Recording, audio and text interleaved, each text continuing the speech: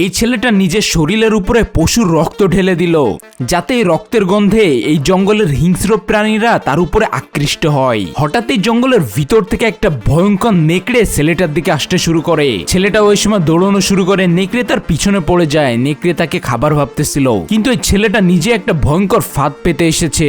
নেকড়েটার অনেক বেশি ক্ষুধা লেগেছিল, যার কারণে সেই ছেলেটার পিছু কিছুতে ছাড়ে না। ছেলেটা গাছের লতাপাতা বেয়ে এই নেকড়েটাকে ধোকা দিয়ে সামনের দিকে এগিয়ে যেতে থাকে।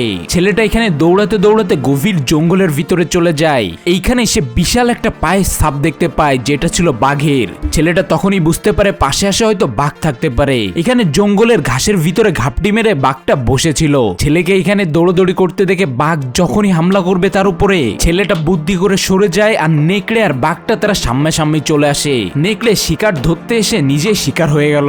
বাঘের ভয়ে নেকড়ে এখানে তার শিকার ফেলে পালালো। ছেলেটার উপরে তো বিপদ এবার আরো বেড়ে গেল। প্রথমে তাকে নেকড়ে শিকার করতেছিল, এবার তাকে বাঘ শিকার করা শুরু করেছে।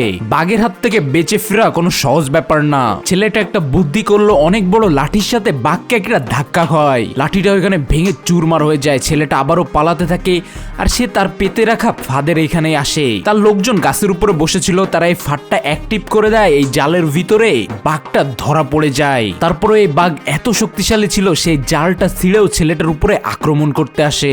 এখান থেকে কি ছেলেটা বাঘকে সামলাতে পারবে? দেখার জন্য পার্ট 2 লিখে কমেন্ট করো।